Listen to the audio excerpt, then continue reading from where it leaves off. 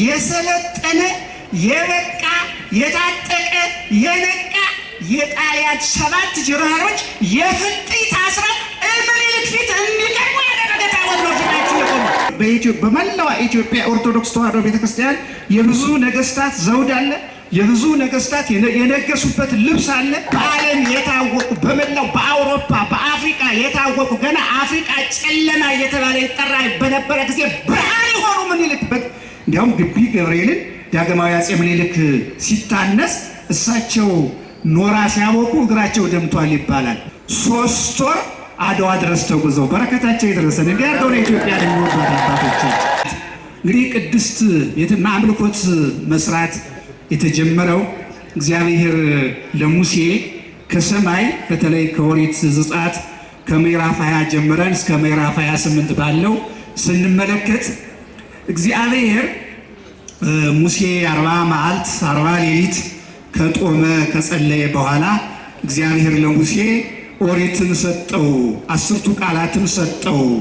ከኦሪት ጋር ከ10ቱ ቃላት ጋር እግዚአብሔር ስሙን የጻፈበት ታቦት ወናሁ ተርኅወት ቤተ መቅደሱ ለእግዚአብሔር ዘውስተ ሰማይ ወአስተርአየት ታቦተ ሕጉ ይላል ራዕየ ዮሐንስ ምዕራፍ 11 ቁጥር 19 ላይ እና እግዚአብሔር ለሙሴ ይሄ መጽሐፍ ቅዱስ ነው።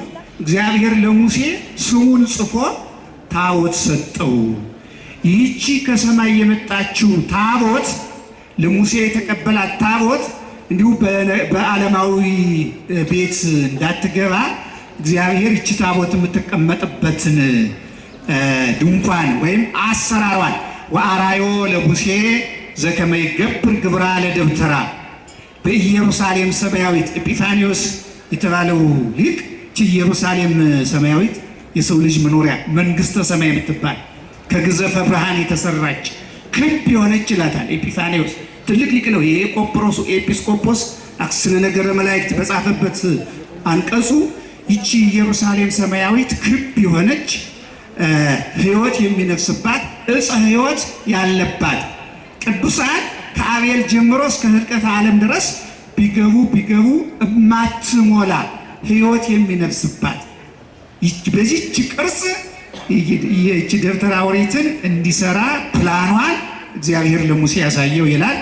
እግዚአብሔር ደግሞ ሙሴ ይህንን ከእግዚአብሔር ካየ በኋላ ወሰበከ ላቲ ሕልቀታተ ዘወርቅ አርባዕተ ለአርባዕቱ ገዋትያ ይላል። ኦሪቱ 4 ማዕዘን ያለች ክብ ያለች መቅደሰ ኦሪት ደብተራ ኦሪት በሙሴ የታነጸች። በዚህ ከታነጸች በኋላ በደብተራ ኦሪቱ ውስጥ በቅድስተ ቅዱሳን ውስጥ ኪሩቤል እንደሚናተፍ አውራ ዶሮ 4ቱ ኪሩቤል ተሳሉ ይላል። ኪሩብ ተሳለ። በዚያ ላይ ታቦት ከሰማይ የመጣችው ታቦት ከኪሩብ ጋር ሆነች። ሙሴን እግዚአብሔር ያለው በዙፋኑ በታቦቱና በኪሩብ መካከል ሆኜ አነጋግራለሁ ነው የሚለው። እንግዲህ ከዚህ ጀምሮ ነው አምልኮት መጀመር። እንግዲህ ከአዳም እስከ ኖህ ከኖህ እስከ አብርሃም ከአብርሃም እስከ ሙሴ ሕገ ልቡና ይባላል። በሙሴ ግን ታቦት ከሰማይ መጣ፣ አምልኮት ሕግ ከሰማይ መጣ።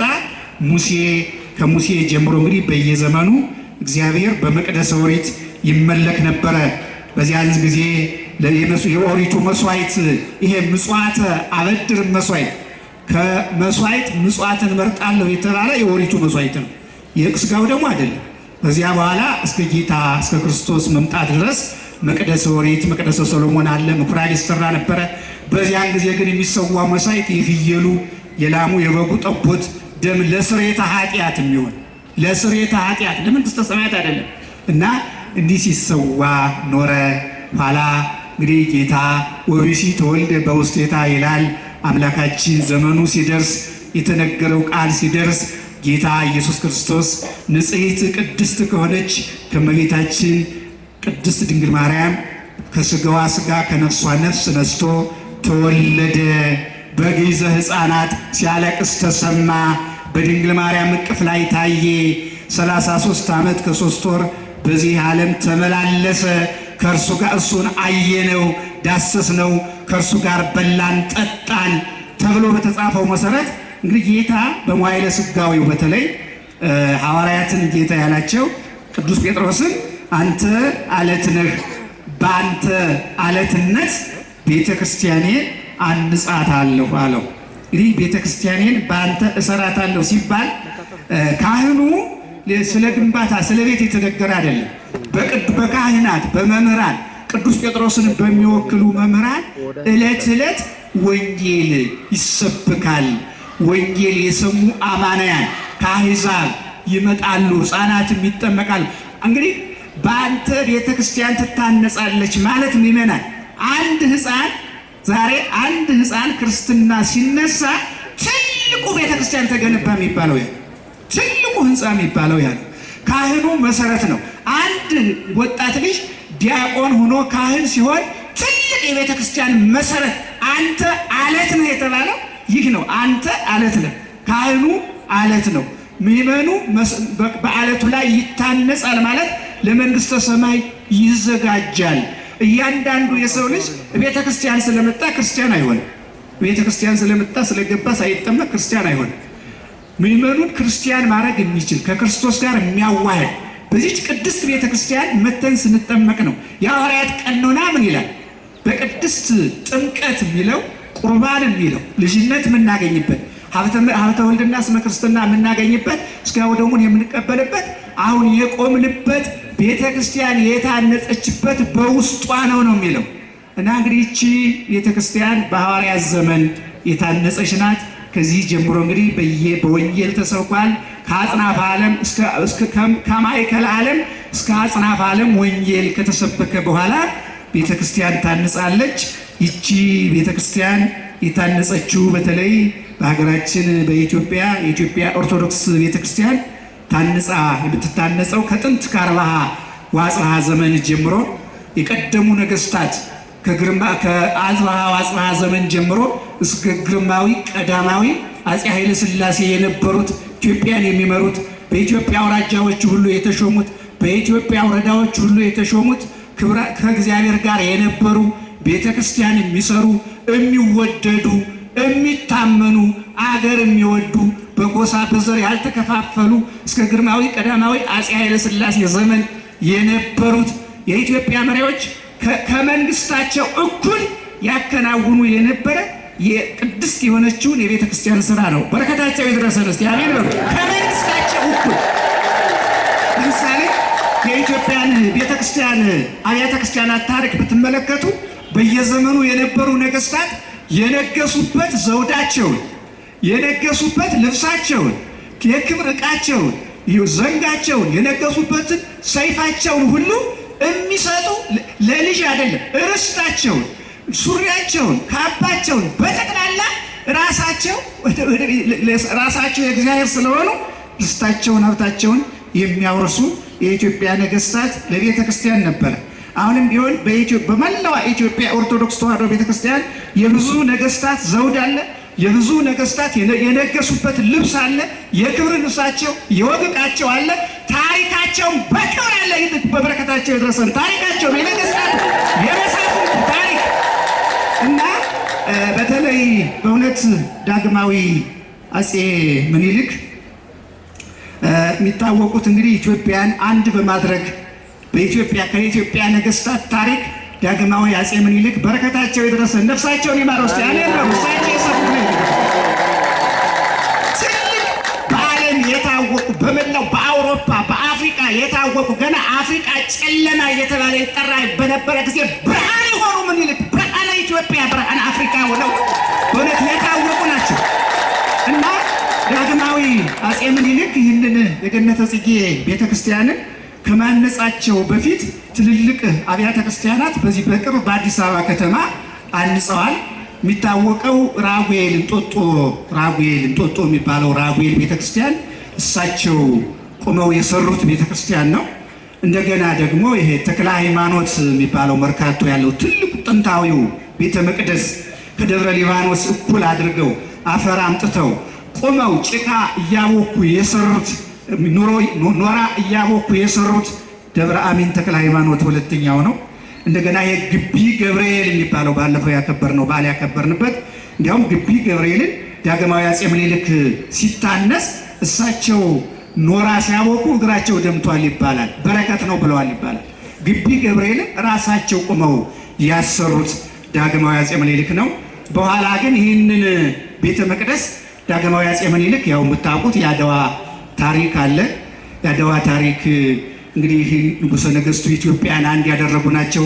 በምስራቁ፣ በሰሜኑ፣ በደቡቡ ተከፋፍሎ የነበረውን ሕዝብ በአባትነት እየመከሩ እያስተማሩ እንደገና እየሾሙ እየሸለሙ ኢትዮጵያን አንድ ከማድረጋቸው በተጨማሪ አድዋ እንግዲህ ጣሊያን አድዋን ቀድሞ ወደ አድዋ ሲመጣ ንጉሠ ነገሥቱ እናንተ ፊታችሁ የቆመውን ታቦት በካህን ይዘው በእግራቸው ከአዲስ አበባ ተነስተው 3 ወር አድዋ ድረስ ተጉዘው በረከታቸው ይድረሰን እንዲያርገው ነው ኢትዮጵያን የሚወዷት አባቶቻችን።